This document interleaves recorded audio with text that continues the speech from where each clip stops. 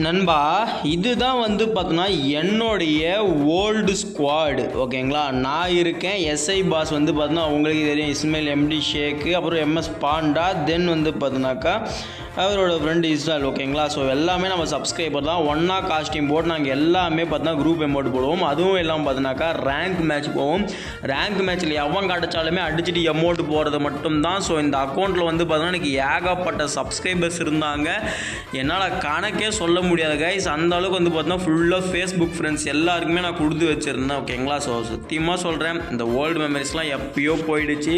இது வந்து பார்த்தோன்னா பேக் டு நான் ப்ரீவியஸ் 3 வருஷத்துக்கு முன்னாடி எடுத்த வீடியோ ஓகேங்களா. அதாவது பார்த்தா 2022 நம்மளுடைய பழைய சேனல், அதாவது நூபு குட்டின்னு வச்சுருந்தோம். அந்த சேனலில் கூட நான் போஸ்ட் பண்ணல இந்த வீடியோ ஓகேங்களா. எல்லாருமே ஒரு மிகப்பெரிய பிளேயரு, எல்லாம் நாங்கள் காமனாக போகணுன்னு சொல்லிட்டு இந்த இது வச்சோம். அந்த சீசனுக்கு வந்து பார்த்தோன்னா அடித்த காஸ்டியூம் வந்து நாங்கள் வச்சுருந்தோம். மற்றபடி வேறு ஒன்றும் இல்லை. எல்லாருமே வந்து பார்த்தோன்னா ஒரு தரமான டாப் அப் பிளேயர்ஸ்னே சொல்லுவோம். பைத்தியகாரத்தனமாக டாப் அப் பண்ணுவோம் ஃப்ரீ ஃபயருக்கு நாங்கள். இப்போ அது எல்லாமே விட்டுட்டோம்.